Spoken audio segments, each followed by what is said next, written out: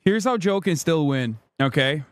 As the only person who is still riding with Biden and who will write Joe Biden's name come November, here's how Joe can still win, okay? As you guys know, this is, there's 51...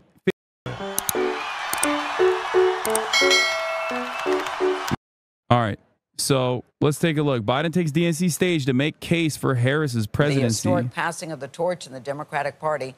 President Joe Biden ended day one of the DNC by looking back at his more than 5-decade-long career and forward to Vice President Kamala Harris's official nomination in his ceremonial roll call. The vice president also made a surprise appearance last night. Now, Tony, as you know, is leading our DNC coverage. He's in Chicago. Tony, how you holding up? Because we were on the air way past midnight last night.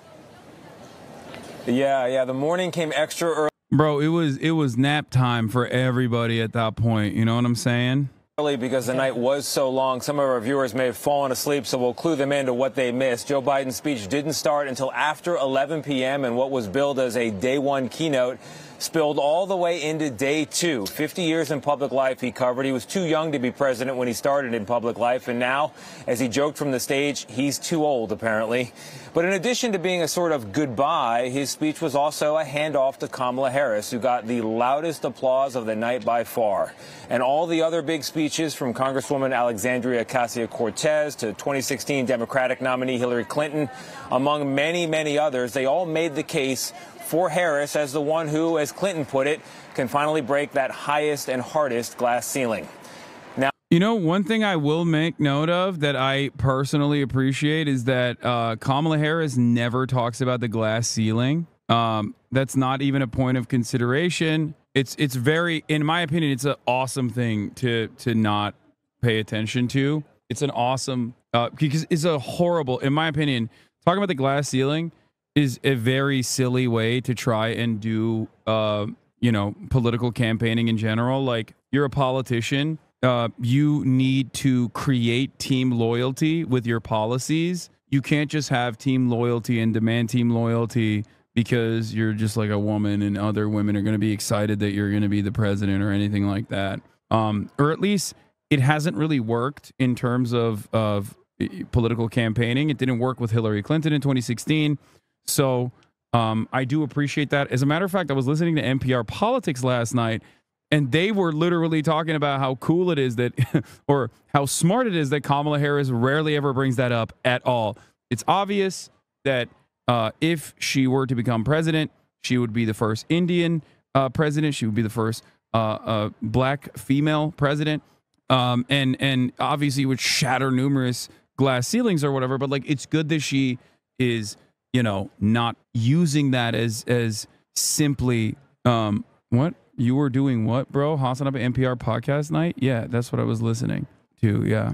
They literally played the fight song after Hillary's speech. I know. Listen, it's just like, these people are libbed up, okay? I actually was talking to, Donnie earlier when we were driving in here. We came in with CNN, which was pretty sick. And when I was talking to Donnie, one thing that we were talking about is like how out of touch the DC bubble is, because, and you'll see that he's doing a documentary on like Misinfo Nation is what it's called. I think he's doing a documentary on like people online, like online commentators and whatnot in the space. But one thing that we talked about basically was that usually there is this like bubble in DC, right? And that how we were so oblivious to what was going on in the real world while we're here, okay? While we're here, while we're in this area, which is where news are happening, and you have all of these mainstream media outlets in one area, we unironically, this is the least in tune I am with what's going on in the world. Okay, when I'm in the heart of it,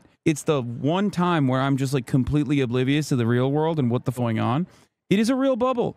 And Donnie brought up the fact that that's how DC is, and it basically moved here for the week. And it's kind of interesting to think about, like, these guys, I think, are very insulated from the reality overall. I think that this is how you stay in that bubble, where you're constantly surrounded by other people who are like-minded and care about the same exact things. It's like pretty easy to just like lose sight of broader issues. Now you say LA's a bubble, but you have to remember, I'm not in LA. I'm online and I'm so locked into every little thing that is happening to the best of my ability as a human being. So for me, when I'm in LA, when I'm in my streaming setup, like I'm seeing literally everything that's going on. I have 50,000 people in here, like constantly beaming me new things that are happening, micro changes that are occurring in the world in real time. So although online doesn't depict reality, like I feel that I am way more in tune with what's going on in the real world when I'm not when I am, not at the center of all of this stuff that's happening. You're on an island connected to the internet. Exactly. Just make sure to delete Twitter from your phone and get home. I know, I definitely will. I already hated it. I already hate Twitter. Can we talk about Trump calling Netanyahu, telling him not to accept this evil? Why can't he ask another world leader to keep people? First of all, is that what is there new reporting on that? But I literally was saying that, if you remember, I was... that's another lock if he did actually say that. But it was weird that they had a private phone conversation. That's like a violation of a... Anyway, a PBS anchor said it last night. Interesting. Dr. Al-Ansari, welcome. The Qatari mediators are also, they talked to ABC last night in depth, but I would like to see this statement from PBS real quick. It's good policy, it's good politics, it's good morality. Question: if you were Anthony Blinken and Biden told you can do anything except compromise the weapons trade with Israel, what would you propose in the peace negotiations? Dude, I don't even know how to answer that. Oh, here's the clip. They're not allowed to do their job. If they were allowed to do their job, we wouldn't have cities that have crime rates. You look at Chicago. On the 4th of July weekend in Chicago, think of this. 117 people were shot and 17 died. This is not the right clip. You sent the wrong clip to me, I think, on accident.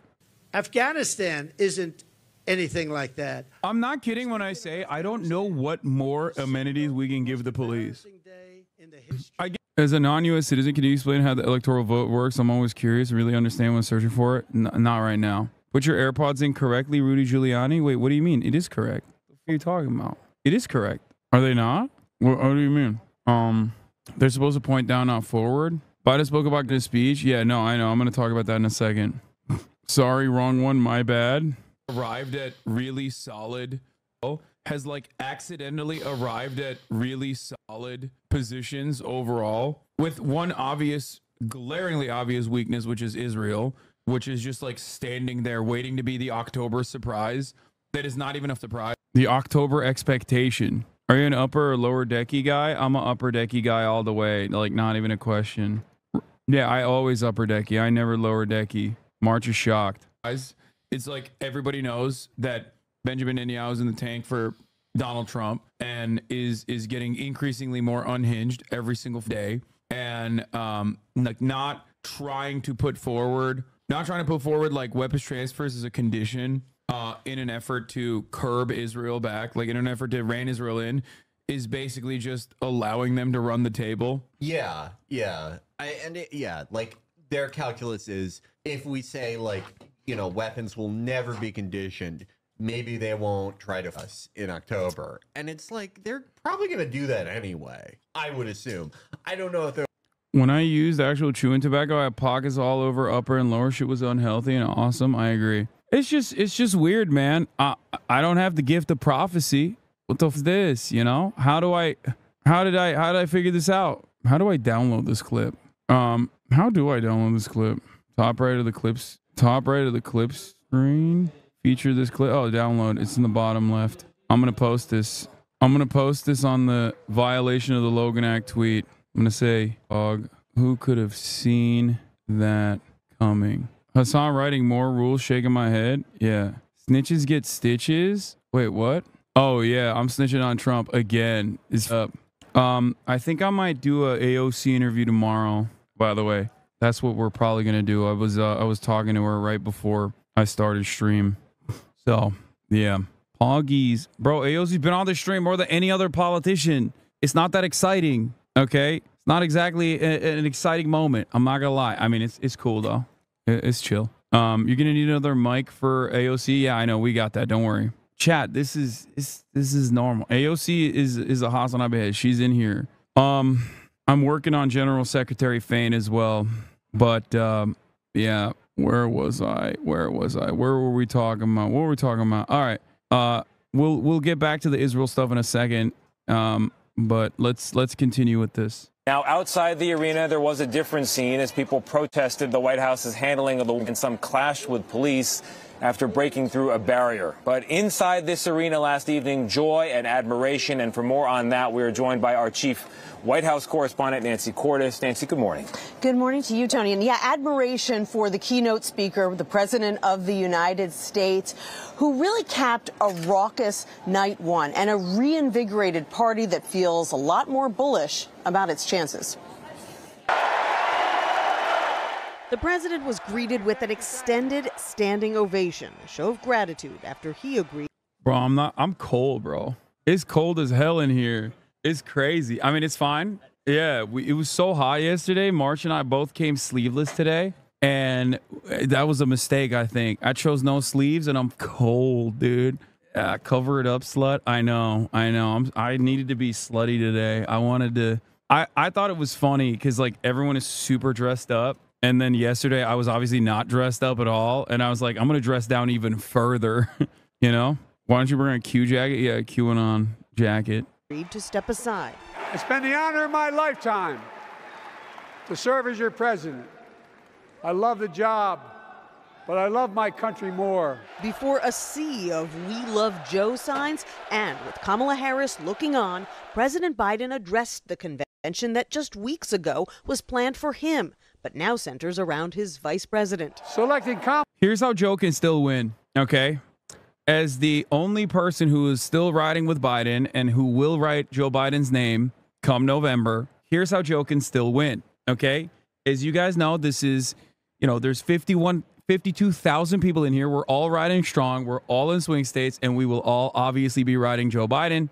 I think they stole this from him. I think it was a coup d'etat, okay? And I think that it's really fucked. It's really fucked that they're making him do a speech at his own funeral. Is really messed up. Where's the democratic process? 14 million votes. 14 million people voted for Joe Biden in the primaries. Just saying. I think, is he behind you? Be honest. Yeah, he is holding a gun to me right now. Joe Biden is right on the other. Come on, Jack. Wait, the DNC people left, right? Okay. Oh, thank God. Oh, they're always in the room. It scares me a little bit. Look alive. Here's how we can push Biden left. We can push Biden left. He will win if you vote for him. Okay? He will win if you vote for him. Okay, now that the stuff ended, I feel like they haven't done any other rehearsals in a while, right? You're about to crack a Modelo. Is Modelo time, fool? At what is it? I guess it's 3:43. It's not that crazy. You're bored? Why? Why won't they give us the badge? They were supposed to give us the badge to come. Bro, just leave. It's fine. And then you can text. You're in the text chain with them, and then you can ask to come back. I don't want you to be stuck here. No, I'm serious, bro. That's crazy. 3:43 on a Tuesday. It's Modelo time. Anytime, fool. Yeah, that's true. He has a secret speech where he does exactly what Trump tweeted in his insane Yao fanfic. Patriots stand up. Yeah. Very unprofessional. Turning up to the DNC in a tank top. No respect for the institution. Please find a suit and tie. Post haste. Yeah, right, baby. Dude, this is the most respectful thing that I can do to the DNC, okay? These goddamn they don't want guns in here, okay? I got a right to bear arms, brother. I got a right to bear arms, and I'm here to show it. There's like literally staffers walking by, and they just look in, and I'm just doing this. God damn it. I'm such an unserious person. Steal Austin's suit? Yeah, like that will fit me. Are you crazy? Yeah. Senator Gary Peters tells Kamala Harris to speak up on different views. There are some differences, or at least a state. Significant Michigan and Middle East news. Gary Peters tells me VP should go public with her split with Biden. I think she has differences, he said, adding, be who you are. Ask Peters if he'd convey that to Kamala. Yes, he said. Yep. Okay. There's a little bit of motion. I like it. A little bit of motion. This is the final round. New York Times reports a classified document approving Orange President Biden ordered American forces to prepare for possible coordinated nuclear confrontations with Russia, China, and North Korea. Jesus Christ. Holy moly. What is that? You brought a jacket? You're crazy. That's not... First, I don't think that's going to fit me. Yeah, you want to try? Here. Let's try it. They brought me a jean jacket. Let me see. Oh, it's your jean jacket. Wait, what size is this? Is your jean jacket? Yeah, I don't think it's gonna work, but hey, thank you. Yeah, I'll give it to March. He's weak. He's frail. I'm stuck. Hold on. I'm also stuck here. I gotta pee too. But now that they stopped. Yeah, I know it is. I am a fat guy in a little coat. Bro, listen. I made the active decision to rip the sleeves off and just come in here and raw dog the DNC with these pythons in full display. I will continue on that journey. Okay. All right. Let's see. I took these off. I'm going to keep them as charged up as possible for the duration. I'm going to go pee. Kamala. Okay. It's actually still running hold on. It's still on the headphones. God damn it. You guys can hear it, but I can't. So I'm going to swap it over to the speakers. And then I'm going to also change the desktop audio. This is annoying to do every single time, but it is what it is. I became our nominee. All right, here it is. And it was the best decision I made my whole career. Biden highlighted their joint accomplishments over the past 4 years, casting the race as a battle for the country. We saved democracy in 2020, and now we must save it again in 2024. Harris made a surprise appearance earlier in the night to pay tribute to the president. Joe, thank you for your historic leadership, for your lifetime of service to our nation, and for all you will continue to do. We are forever grateful to you. Night one of this convention was focused on the future and what a Harris presidency would look like, drawing a sharp contrast with former President Trump on abortion rights. Their policies give rapists more rights than their victims.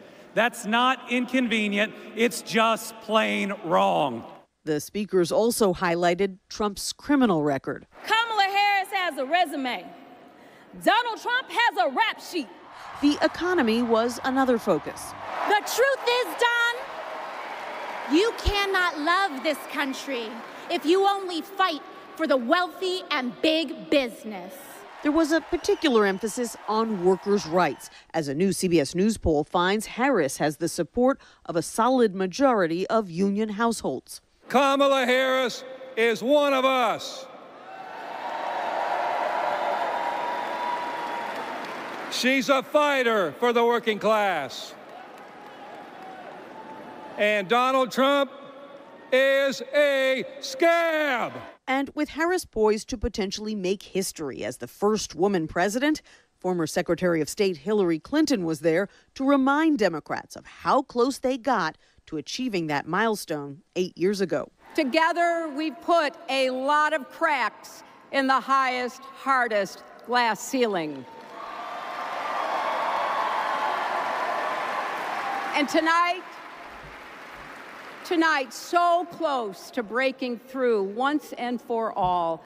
She wanted them not to get complacent. Elections are unpredictable. No matter what the polls say, we can't let up. What? Joining Nancy is CBS News contributor Ashley Etienne, former communications director for Vice President Kamala Harris. Ashley, I want to start with you. Bro. The polls were showing Hillary. Bro, we're about to get some glizzies up in here, dude. Chicago style. Yeah, so Hillary Clinton hit that, like, you know, glass ceiling bars, DNC fight song. Obviously, it's because, like, this is like Lib Central. It's Lib Central, and I suspect that's, like, you know, it's playing well in here. But once again, I think that so much of what, oh God, I have a headache.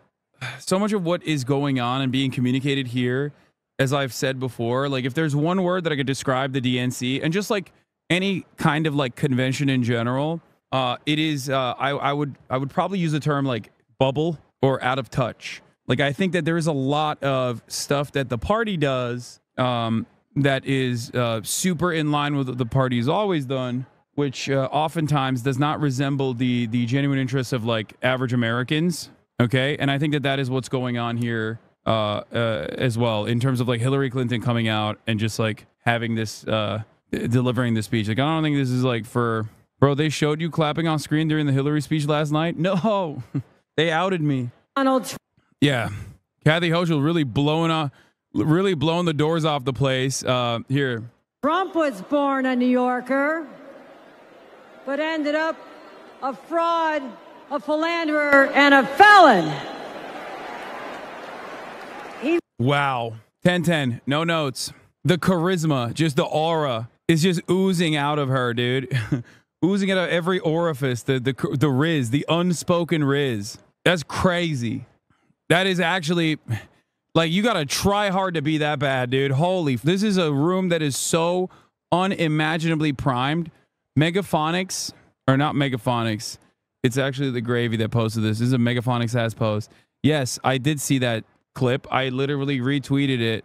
I quote tweeted it with a video of me from like a couple weeks ago where I'm speaking directly about how Democrats are playing with fire, letting Israel just remain as a massive problem. But anyway, the charisma was oozing out of her. She went to all that trouble to harvest it and she's just losing it. No, Kathy Hochul's got nothing. He wasn't raised with the New York values that I know. He never had to worry about childcare costs or groceries or rent. He never had to worry about anything or anyone. Did you just say, wait, did you get your table inside the DNC, or is this a different area in your hotel room? This is a different, you asked the question, is this a different area in your hotel room? I guess we'll never know. I guess we'll never know. I will not be answering that question. I don't want to leak that it's actually a green screen with real-time, round-the-clock DNC audio being pumped in that we actually have to literally control, okay? Paid for by you guys at the top of the hour when I serve a 3-minute ad break. Because at the top of the hour, there's a 3-minute ad break. And when I serve that ad and you guys subscribe for $6 or for free with a Twitch Prime, right? In order to avoid said ads at the top of the hour, you end up paying for the engine that powers the stream that I can, in real time, pump in DNC audio into the stream alongside the green screen that is like being edited in real time as well. It's a real time green screen inside of my mansion that I purchased in Chicago. Yeah. So yeah, bro, it's 5 minutes before the hour. Yeah, I'm still at my house. It's a fake stream. The craziest part is when we go roaming. That's like the craziest part. The real time editing in that one is crazy. I bought the whole last stadium. Here's the 3-minute ad break now, by the way. Only capable of buying out entire stadiums because of you, chatters at the top of the hour that subscribe. Mewtwo, thank you for the 5 tier 1 gifted subs. Marsh really stepped up the production. I know, it's crazy. When you're roaming, you're streaming from that big volume that Disney shoots all those Star Wars shows in. Yeah, it's the big blue room. Anyway, what's up? It's good. Everything is good. Austin living it up yesterday. What is this? Oh, she's devouring him. Oh, Texas is going blue. That's crazy. That's crazy. Any interviews lined up today? No, I don't think so. That makes sense because there's no way there's so many people wanting to come up and take pictures with you. They had to be paid actors. Oh, dude, why you got to out me like that? It is. Are you in a studio with other creators or is it private? No, this is supposed to be so the DNC has like slotted out different areas for content creators for Kamala. Okay. And because I'm like the top creator for Kamala, and not by size or anything, but simply by my like love for Kamala Harris, because I'm like the number one glazer, like Olympic level record holding glazer for Kamala, that I got to basically map out a corner of this entire area. It's like a box at the it's basically a box at the what is it? The convention place is like United Center. Is that what it's called? Yeah, there's boxes up here for the media, and some of those boxes were allotted to the creators specifically, like the content creators. There's a bunch of them, and I basically stole like an entire area for myself. How are you there with guns? Gonna get what? How are you there with guns out and gonna get changed into better fash later? No, this is it. This is what I'm wearing. All right, let's continue. ahead back in 2016, so Democrats can't sit on where they are and think things are going to go well. Were they successful last night, even though they were late, even though the speeches were not short, in bringing the message to the public? Absolutely. The goal for last night was to tell the arc of the legacy, Joe Biden and Kamala Harris's legacy, from bringing us out of COVID to building the strongest economy in the nation, bipartisan legislation and successes, from guns to infrastructure. That was the goal. And the reason why is because his legacy is actually her legacy. So the president's telling White House staffers, we got to keep running through the tape. It doesn't just matter for the American people, but it matters to continue to bolster her candidacy. You know, politics is a human endeavor. That's why it's messy. It's possible there can be hurt feelings. Were there in the Joe Biden address? Joe Biden insisted in his address last night that there weren't. In fact, he was pretty blatant about it. He said, all these people who think that I'm still angry at Democratic leaders for pushing me out, well, I'm not. I care about my party more. Now, that's not what we've heard from some of our sources behind the scenes at the White House, but nevertheless, he's trying to make a public statement that he's putting that behind him and that he is full steam ahead in support of his vice president. You know, Ashley, it's remarkable that Kamala Harris is so famous and yet for many voters still unknown. And so part of the mission here is to fill in the blanks on her bio, who she is and what she stands for.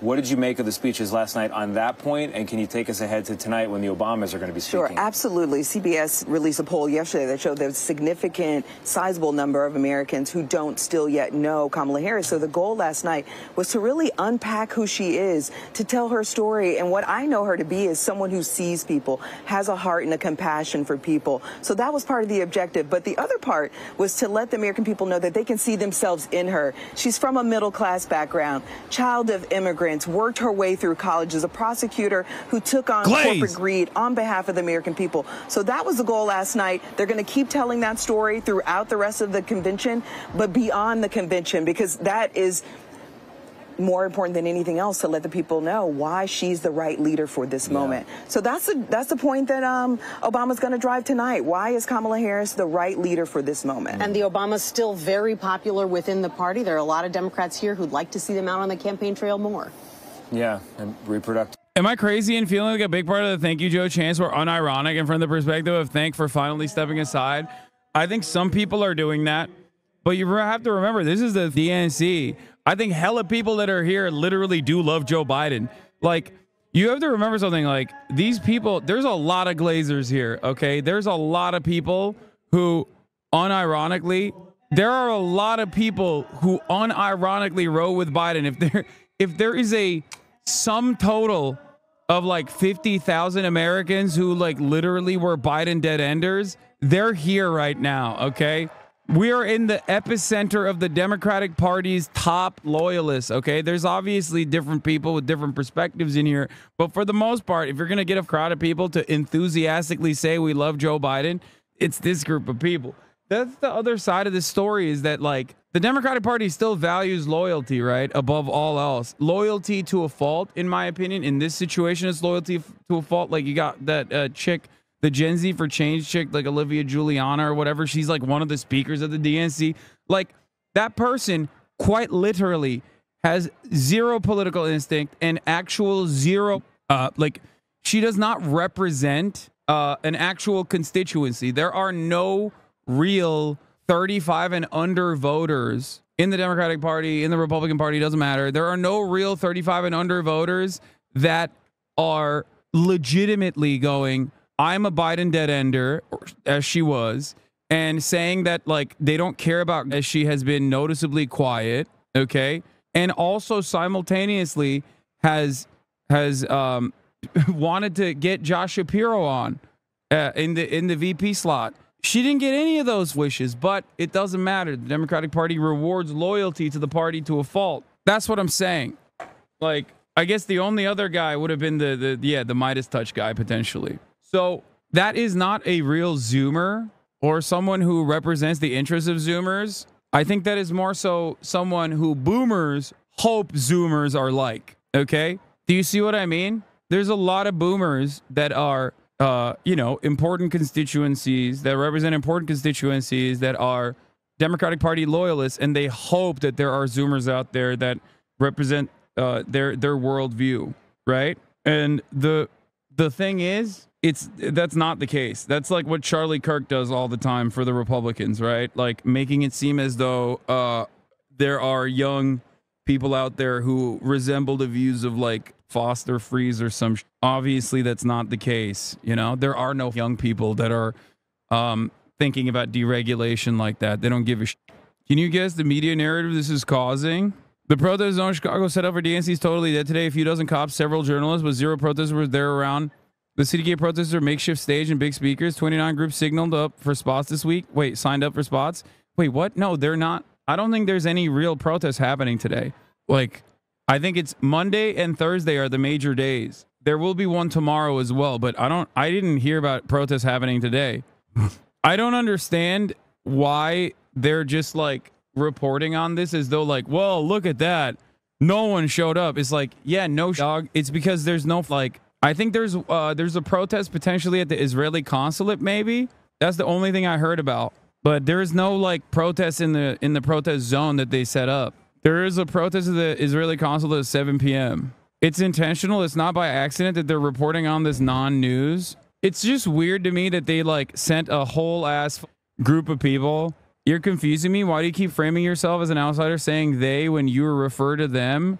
You're obviously in, right? I'm so confused about what you're trying to say here. Like, what am I in? Who is the they that you're talking about? Like, please explain to me what you mean. No doubt there are other protests, big and small, today. I reported on one tonight outside the Israeli consulate organized by a more radical pro-Palestinian group. But it's noteworthy that the space set aside for speeches so far today isn't really being used as much. Like when you refer to Democrats, especially the people at the DNC. Yes, dude, I'm a DNC operative. I'm a part of the Democratic Party. You got it. You nailed it. Tier 2 subscriber, Kiwi Majed. Yeah, dude, I'm in. I'm on the inside. I don't know if you noticed, but I've spent literally this entire morning criticizing the Democratic Party and talking about Israel. At what point did that make you feel like I'm like an insider in the Democratic Party, nor a Democrat loyalist? Charlie Kirk is here. Do you think Charlie Kirk is a DNC operative? Fucking Epoch Times is here. Falun Gong is here. Are they DNC operatives? Yeah, I'm going to be the press secretary. Can you imagine people getting mad at like Fox News, like right-wingers getting mad at Fox News and being like, dude, y'all really sold out, huh? Covering the Democratic National Convention. That is kind of up, isn't it? I think Chatter was joking. I don't know. Maybe. I hope. Yeah, I think that they are showing that empty field to be like, no one's protesting. No one cares about. That's what it is. Rights were a big part of last night's. I think night 2 will have more of the same, right? Absolutely. Yeah. We're going to hear that message throughout the convention because it's the #1 attack line on Donald Trump. Ladies, thank you very much. All right. There's another lock that I gave you that is happening. Donald Trump says he'd be open to RFK Jr. playing a role in his admin if the independent candidate drops out and endorses him. As desperation sets in for Donald Trump, I've told you he would probably do a last-ditch effort and try to win favor with RFK Jr. Fucking called that as well, and that is happening. There it is. That is another prediction. That's another lock that is occurring. I don't know. Is anyone keeping tally so far? Because God damn it. God damn it.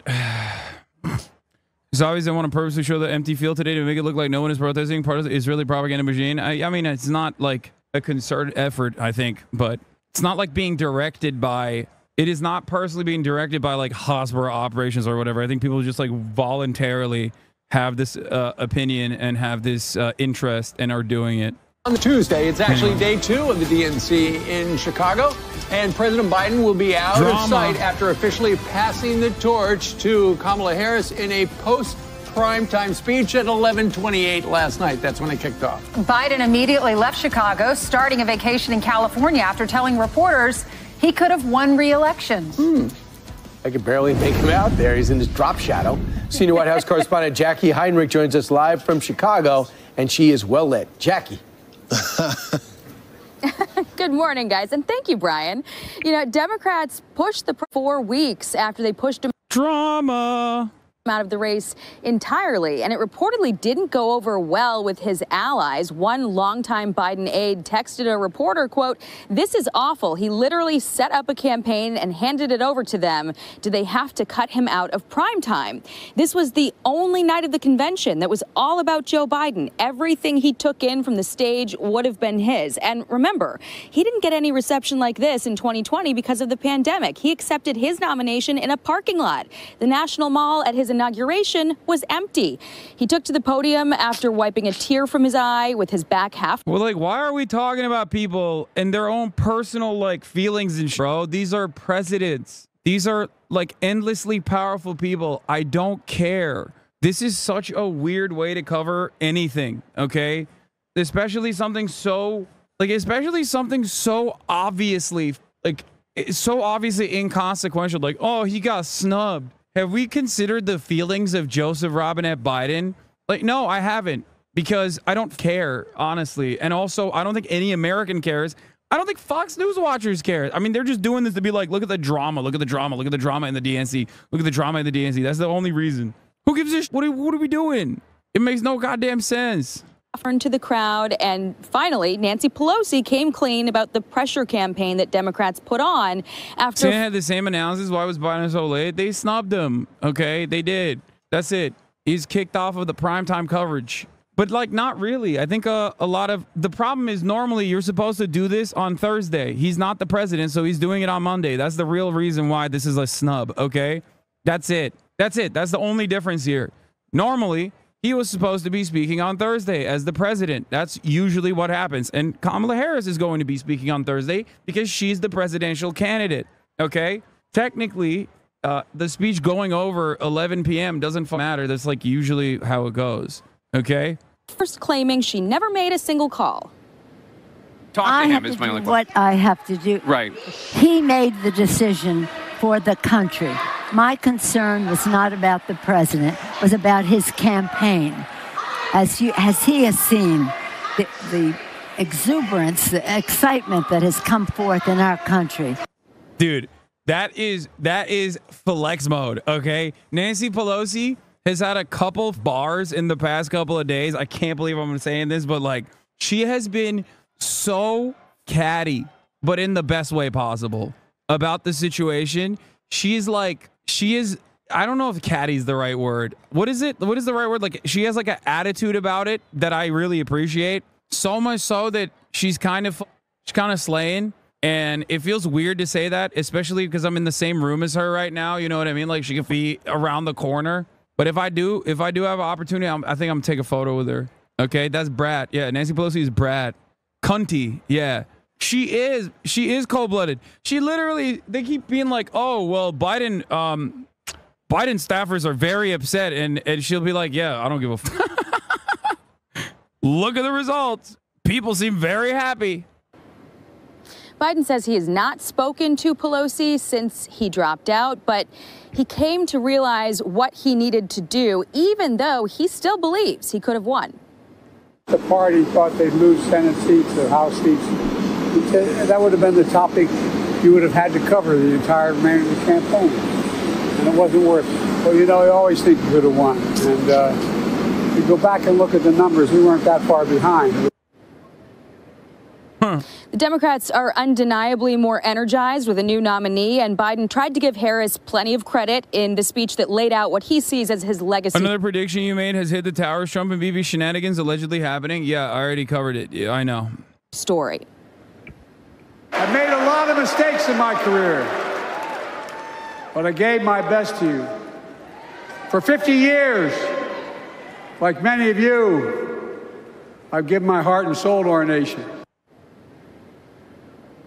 Biden's last big political moment was raw at times. He sounded pitchy as he started out, mustering the grace to deliver this handoff that his party demanded. But it was a very clear snapshot. Okay, are they going to talk about the other drama? I feel like they're not talking about this, but, like, while Biden was on the stage, DNC members held up a banner that said, "Stop arming Israel." And the DNC delegates worked to block it with the "We Love Joe" and USA signs.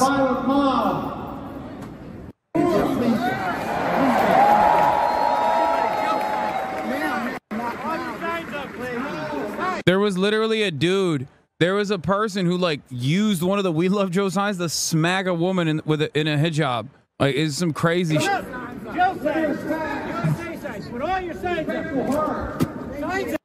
Wild moment overall. Like, look at that. This dude just smacked the person. Like, what the f are you doing, bro? What are we doing? Dude's out of his dang mind. Anyway, I haven't seen a lot of coverage on that. I don't know what's going on there. I don't know why they didn't like really talk about it at all. Prem had a good angle on it apparently. Let's see. Possibility. Yeah, they unfurled a banner that says "Stop Army Israel." After audience sees the banner, they begin chanting "We Love Joe." Man tries to rip the banner away. Stadium lights over the spot and then dimmed, and the banner was ripped away. Fair impossibility. We're in the grip of a once-in-a-century pandemic. Historic joblessness. Calls for racial justice long overdue. Biden gave credit to the protesters yesterday, saying they had a point. I know. We're going to talk about what else he said afterwards, okay? He had a insane take after, though.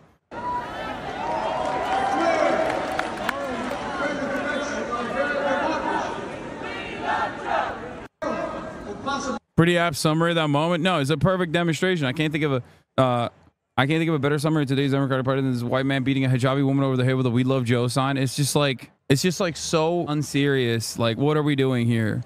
Prem was also there when Nancy Pelosi walked in front of you. I'm waiting to do a FaceTime over here.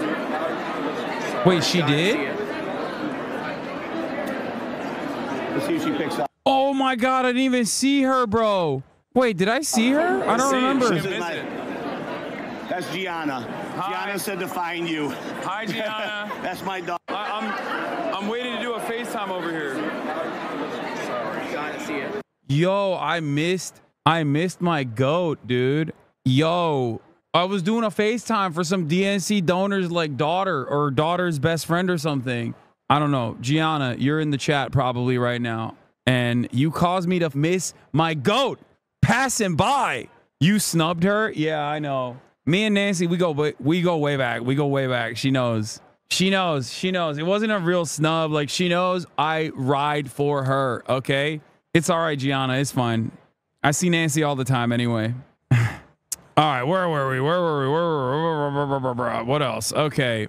Yeah, so I saw you at dinner with her. Yeah, your goat interviewed the delegate who had this sign ripped down and as he was being escorted. Oh, Amy Goodman did? She is the best, really.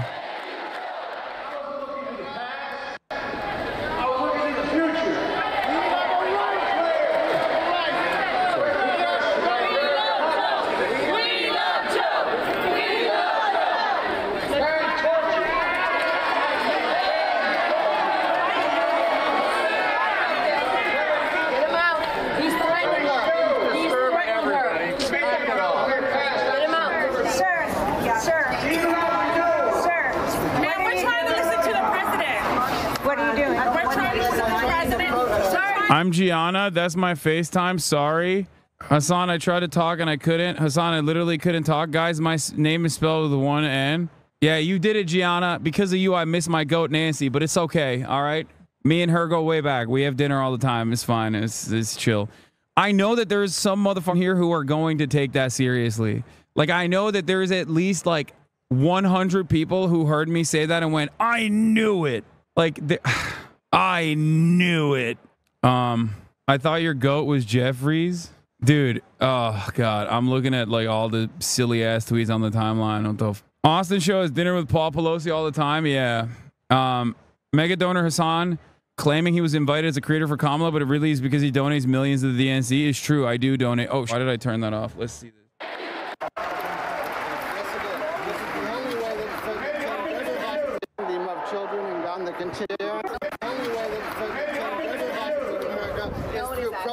What's your name, sir? Sir, what's your name? Amy Goatman, dude, on the scene, immediately, mic in hand, ready to go, dude. My name's Leano Sharon. I'm a DNC delegate from Michigan. And what did you do today? Today we held up a sign protesting the children and the continuing Watch your step. Watch your step. What did the sign say? It said, stop arming Israel. All right, thank you. Let's keep it going. We'll watch our get into the tunnel. Let's get into the tunnel. You can interview him in the tunnel, okay? And what happened I just don't want you to break your ankles. Then the people behind us grabbed a hold of the sign and tried to rip it out of our hands several times. Eventually, they succeeded. Interview in the hall, okay? Let's get him down. Come on. All right, thanks for being cooperative, sir. Yeah. Anyway, I have to pee. Are you still on the mobile hotspot? No. Craters are trickling into this room right now as well, but I'm going to run it right now. I'm going to run the setup. The reality in politics, you have a lot of friends until you're no longer useful to them. Which is crazy. I'm leaving it That's like right. next to So Jackie, last week we were talking a little bit about how David Plouffe was coming in to join the campaign and stuff like that. There seemed to be an internal power struggle in between the campaign and the White House and Wilmington and everything else. Have they worked that out, or are the long knives still out? You know, we're starting to see Harris's circle fill out. I think we're noticing she's stacking the people around her with people who've known her for a long time. I'd be curious to know if Joe Biden gave her any advice on, whether to bring in people from the Obama camp.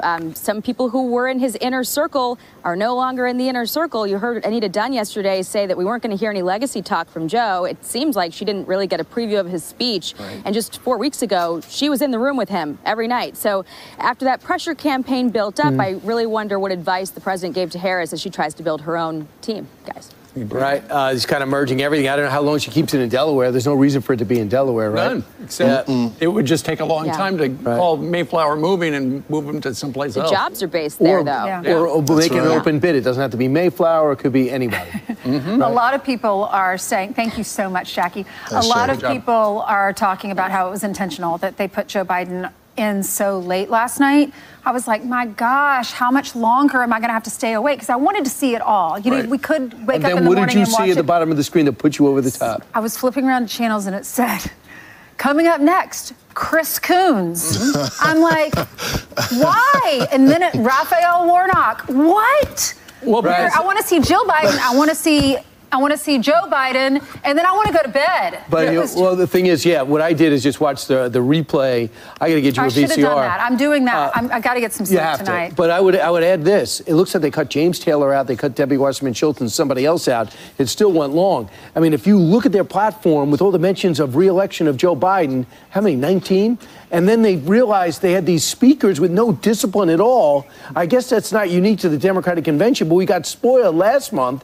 Things went off like a top. But you could see by Jake Topper's comments that I rewatched the replay this morning, they were saying, well, it was pretty long. It was 49 minutes. Yeah. And it was all over the place. It was legacy, and it could have. And Van Jones came out and said, "Well, it could have been shorter." Well, it could have been. Yeah. It wasn't just long, though, guys. It was full of things that says that everything is going right with America. The border has been fixed. That inflation has been fixed. That they've given all the goodies to the American people, and you just got to wonder, after he painted such a glowing picture of his administration, why would they force a guy like that out of the race? Well, here's the thing about it going past prime time, and that is if you're going to do a TV show, you should probably have a TV producer doing it, because obviously if they just had politicians saying, okay, these are the people we owe 5 minutes to. So we got 75 people who are going to speak before Joe Biden. It was very poorly produced. And as